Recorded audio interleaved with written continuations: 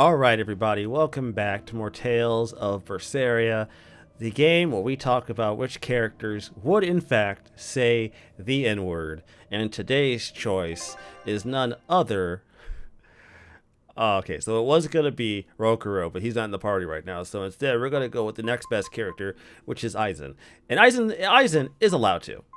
He is. In fact, not only is he allowed to, he has the N-word pass permanently. He has that. That is his. He has a permanent pass. He is allowed to say it. He is willing. He should be proud to say it. He is one of us. Fuck you for thinking otherwise. He is invited to the cookout without hesitation.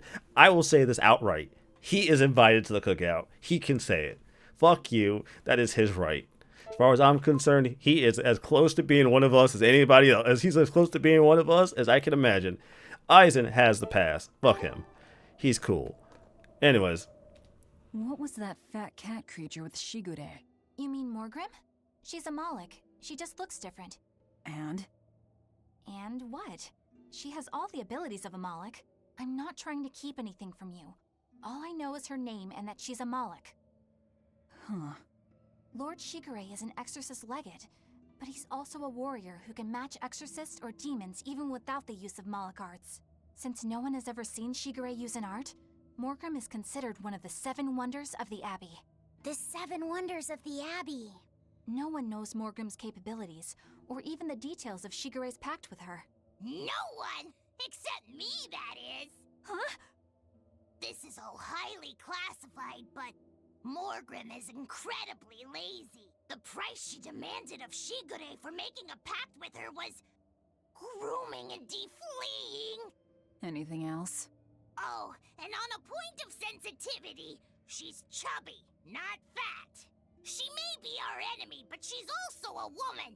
You should try not to hurt each other's feelings. Anything else?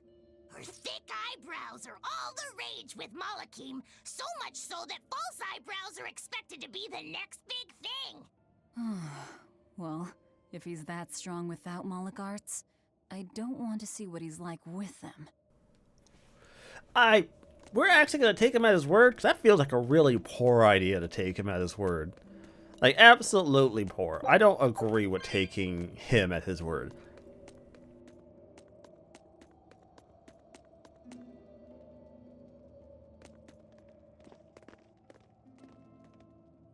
Whoa! Look at all those swords! That's what happens when the legendary blacksmith Kurogane toils so hard, he forgets to die. I gave up everything, thinking of nothing else but forging a sword that could surpass Stormhowl. And before I knew it... You had traded your humanity for demonhood. I see I'm not the only one. So great was your grudge against your brother, the inheritor of Stormhowl. Well, guess we're not so different. You don't suppose you could hammer me up a new sword, do you? I've forged countless blades over these long years, yet not one has proven a match for Stormhowl. And yet you still seek a Kurogane sword? I'll put it like this. No matter how much you've failed across the centuries, you've never broken. Well, I'm the same way. If anything can break Shigure and his god blade, it's the bitterness I carry. Strangely enough, seeing you and your brother has given me an idea that might work. I will forge you a new blade. Should we get some Brightstone? Nope. No need for that. Huh? Should I take it from the top? If you would. My arms are all I'll be needing.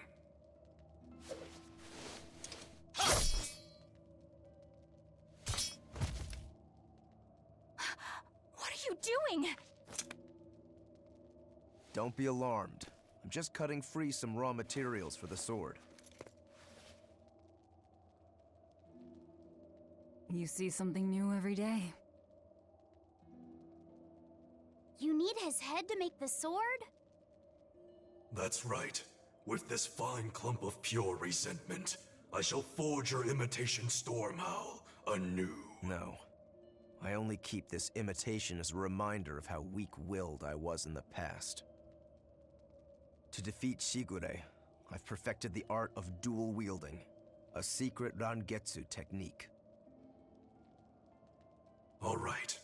If that's what you prefer, a pair of short swords it is.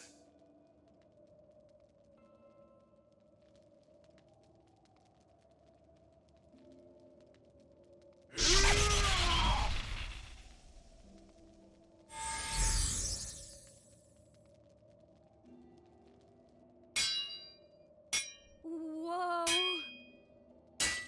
We'll wait outside.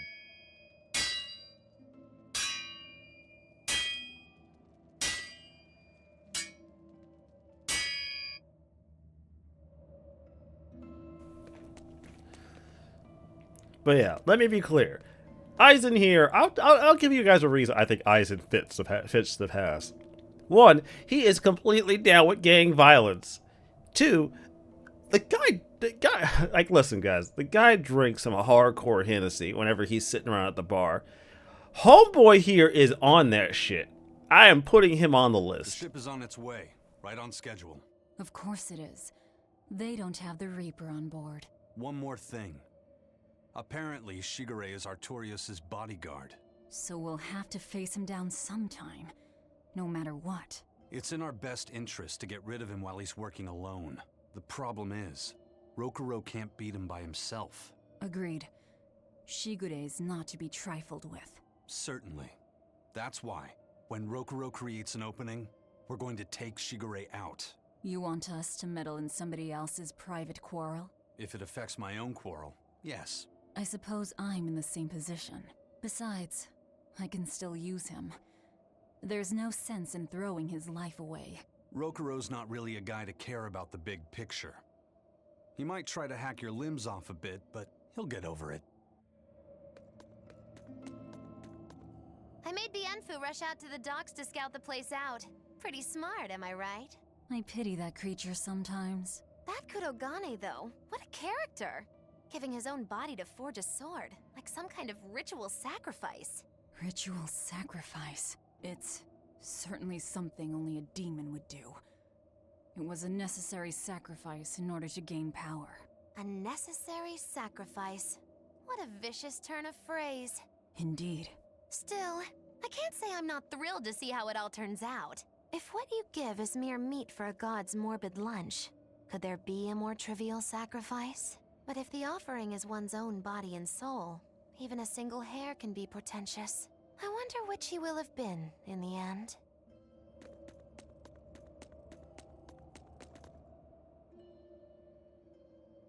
Rokuro wants to slay his brother, even if it kills him.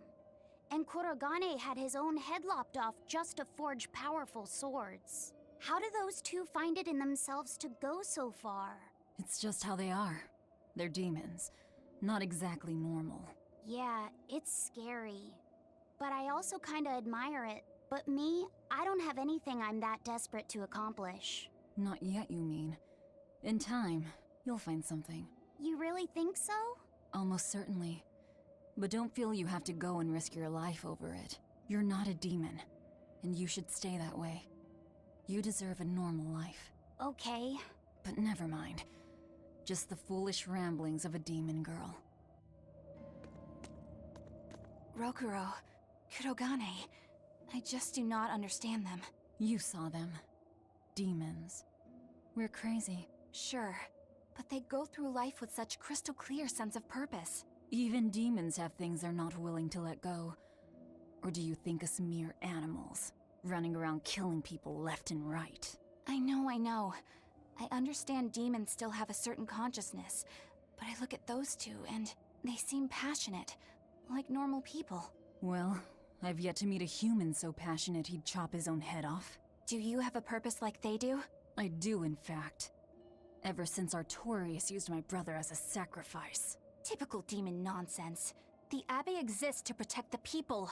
Yes, sometimes cold, painful decisions need to be made to protect the many, but they never stoop to human sacrifice. Besides, as shepherd, Artorias will cleanse the world of If that's what you think, ask the precious shepherd yourself. Ask him just what he did 3 years ago.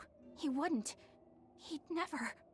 Bad, bad news! A group of praetors have left the docks and are headed this way! They said they were coming to purge Eleanor the traitor! Purge? Velvet, what do we do? We take them head on.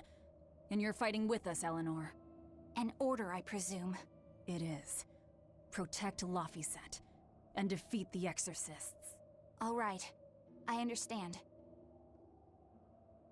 Just remember, if we lose Eleanor, Laphicet will turn into a demon. I haven't forgotten. But we need to pool all the resources we have. She needs us for her own ends.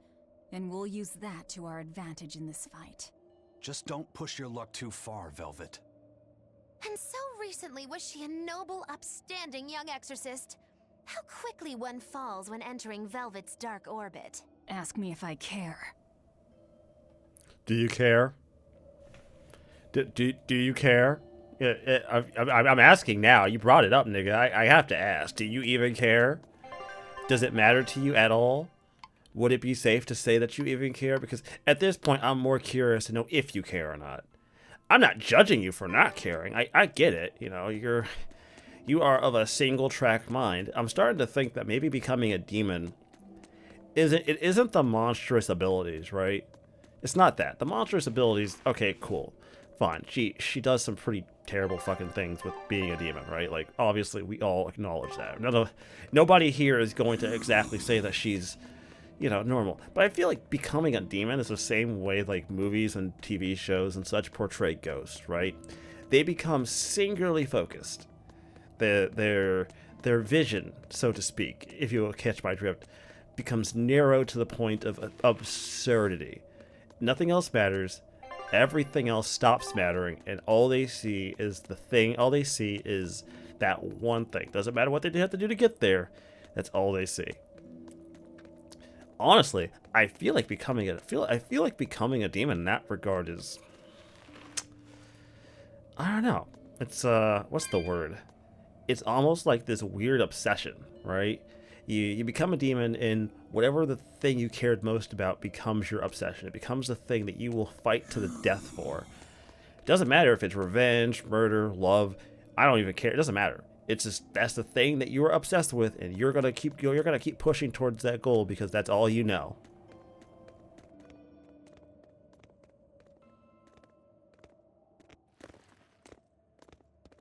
Praetor Eleanor, you should be ashamed of yourself, cowering to demons.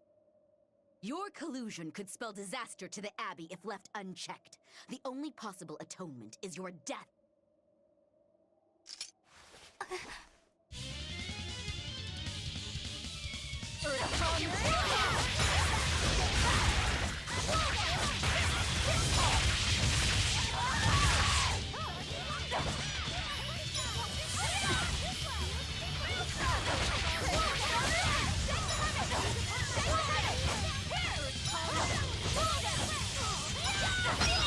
Thank you.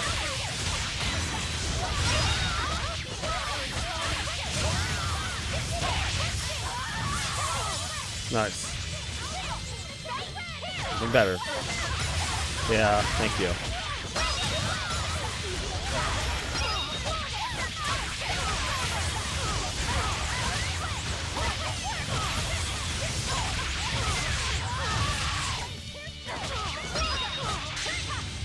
Oh, nice.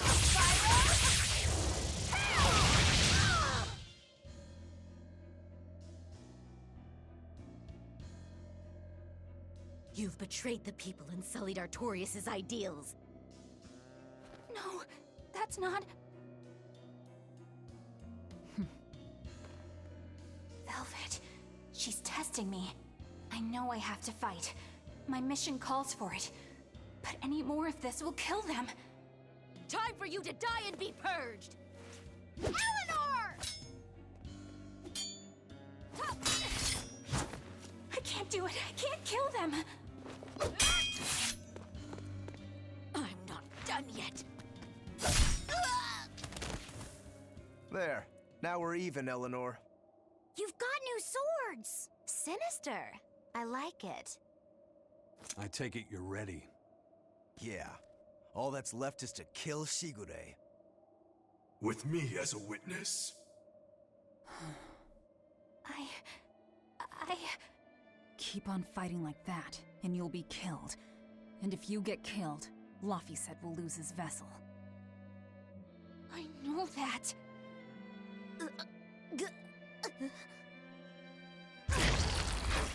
Velvet, wait.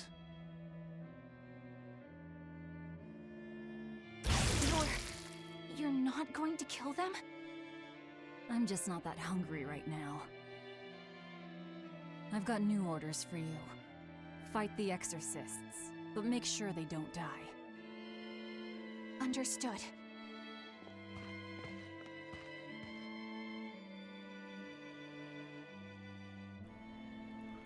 Fucking Aizen is the only. Fucking Aizen's like, this bitch is gonna fuck everything up if she keeps this shit up. Alright, simple ribbon. Equipment skill mastery. Nice. I guess that was as far as Eleanor could go. I think so. Push her any further and she's bound to break. Ever the virtuous exorcist. That very virtue is what lets her be Laphicet's vessel. Besides, I can't help but admire her commitment. She's enduring total disgrace to accomplish her mission. How uncommonly pleasant of you. Pleasant folks don't use people the way we do. Yeah, you've got that right. One thing I have to really admire about Aizen is that he has a level of self-awareness to him, right? Like, obviously he knows that, like, we're the villains, right? We're not good people. We're anything but good people. But he's willing at the very... Oh, wait a minute. Where am I supposed to go now? Shit, that is a fantastic question. Yeah, we don't want to exit, do we? No, we don't. We do not. We absolutely do not want to exit. Shit.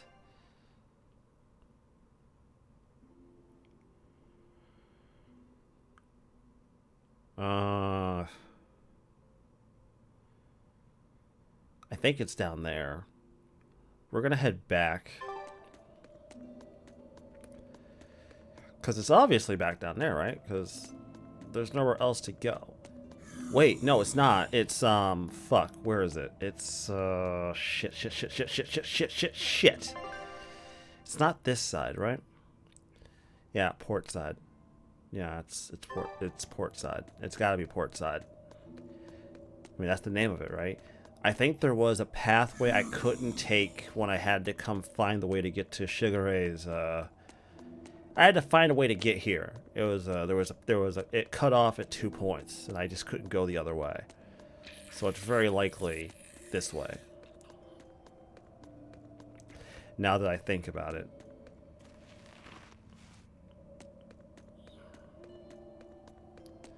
Yeah, okay. It's gotta be this way. It's gotta be this way. This is it.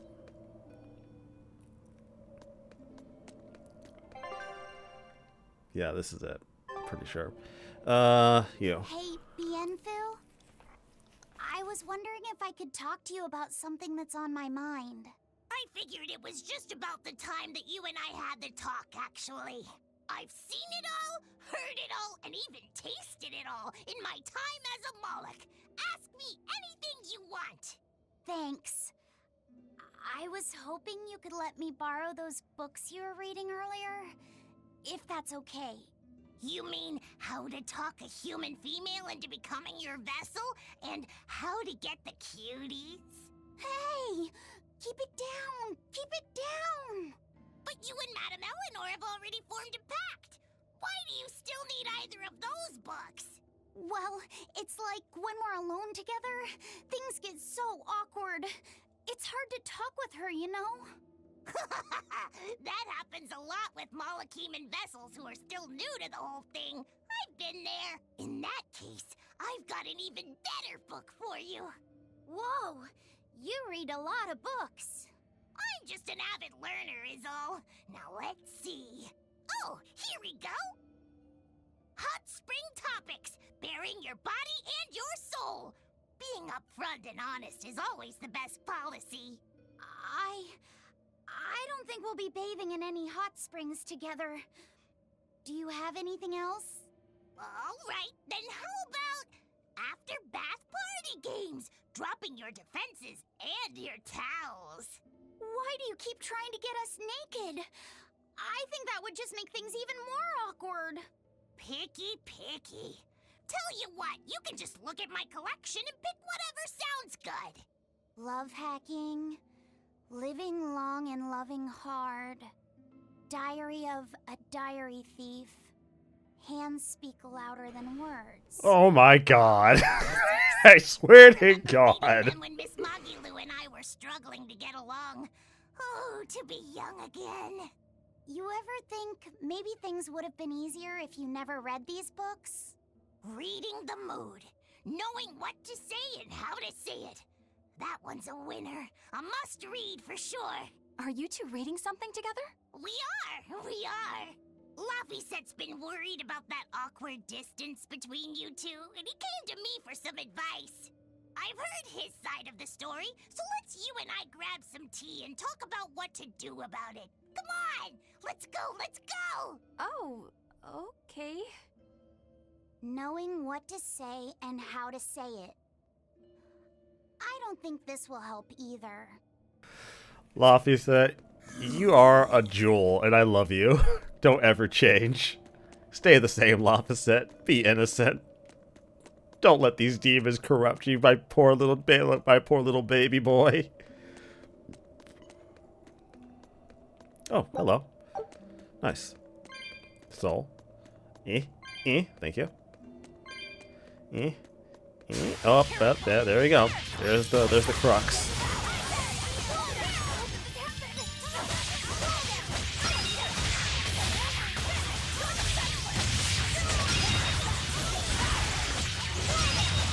Nice. You're not hurt, are you? No, I'm fine. Oh shit. Pretty ribbon, right? Was it? Yeah, simple ribbon.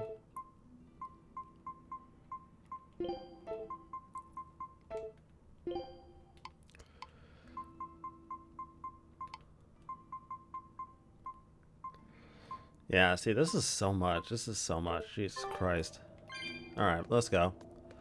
I can worry. It's still early in the game. I'm not going to worry about it yet.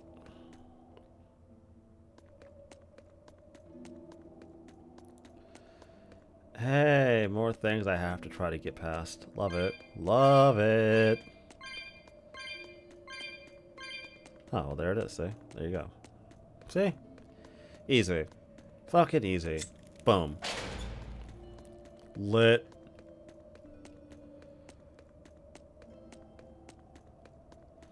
Alright, so that's open. Whoop.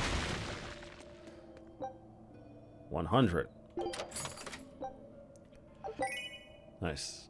Drop earring. Left. Nice. That was 100 souls for that bitch. 100 fucking souls. They are cranking up the total. They are cranking up the total. Why did he call your storm howl a reject? Well, you see, when blacksmiths make swords, they don't just make one at a time. They make a whole bunch. The best one of them all is the one that gets presented to the sword's commissioner, while the rest are tossed aside. Huh.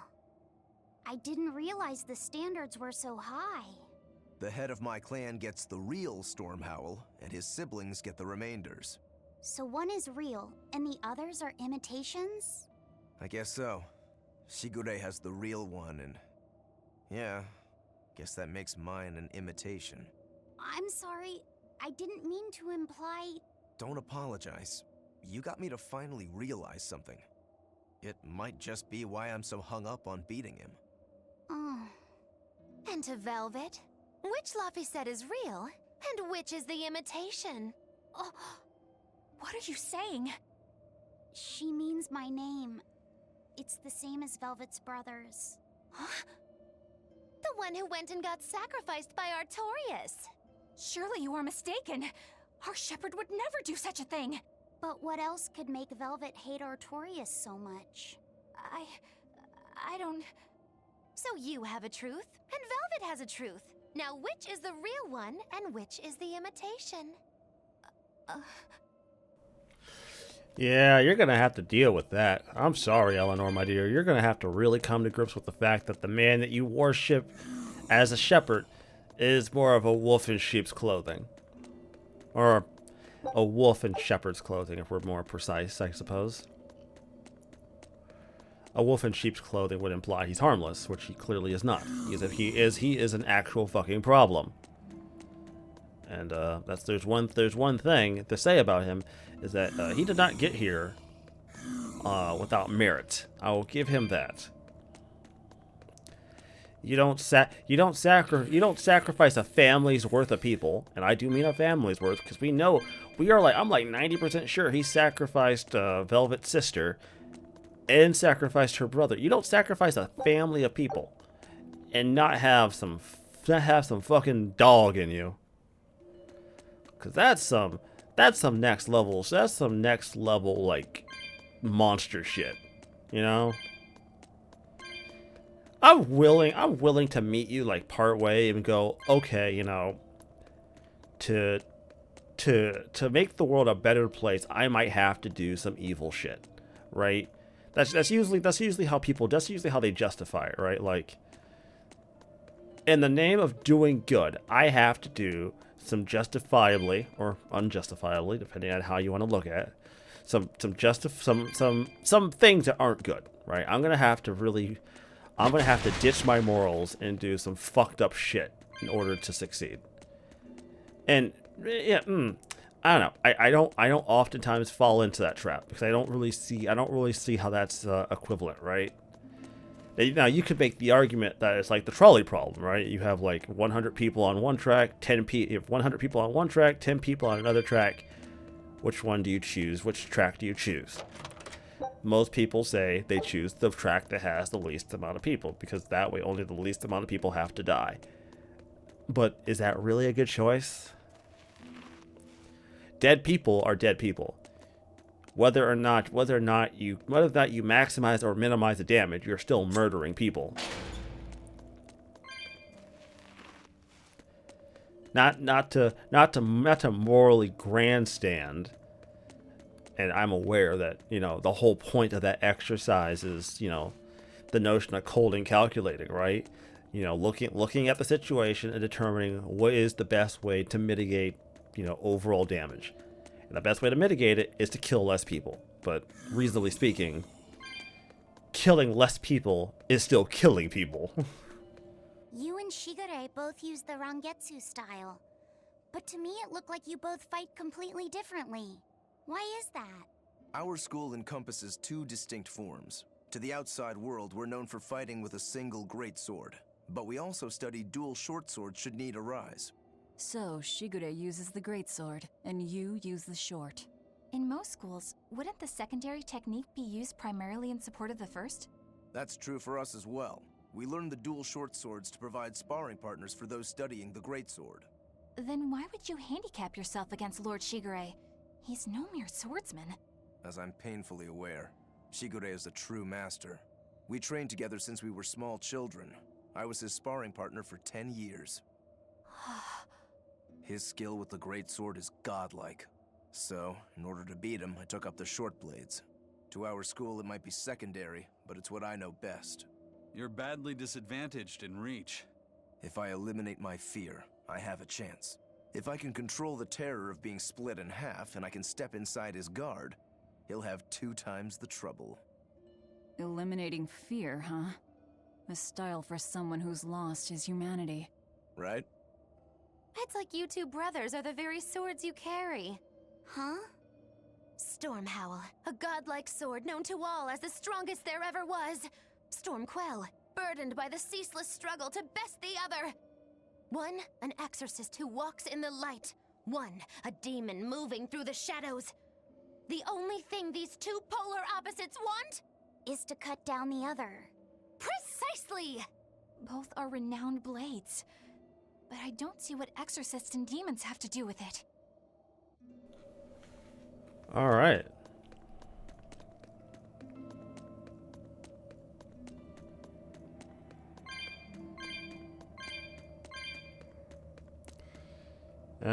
No. No, we're not doing that. Don't want that either.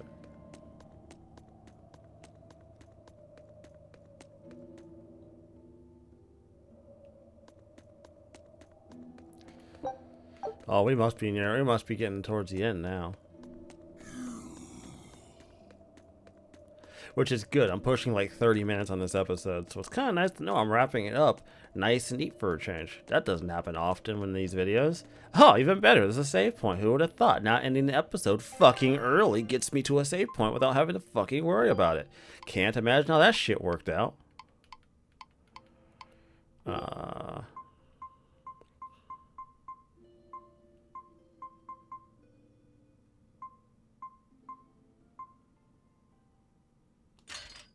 Yeah.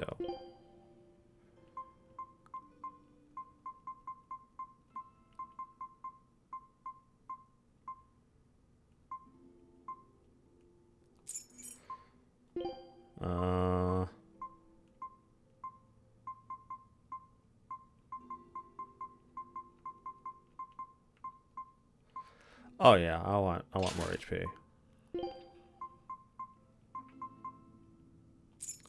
Fire ring.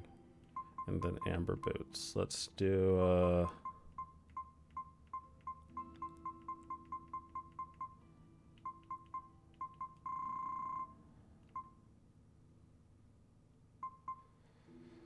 I'll do this for right now.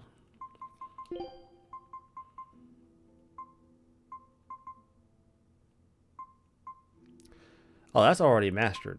So I'll just equip. Ah, Jesus. 574. That is so much. Jesus Christ. Why is that so expensive? I'll do this for right now. Anyways, everybody, I'm going to go for this episode. I'm basically done. And I will see you all next time. So let's go on and save it. And I will see you all later, everybody. Stay tuned. I am signing out.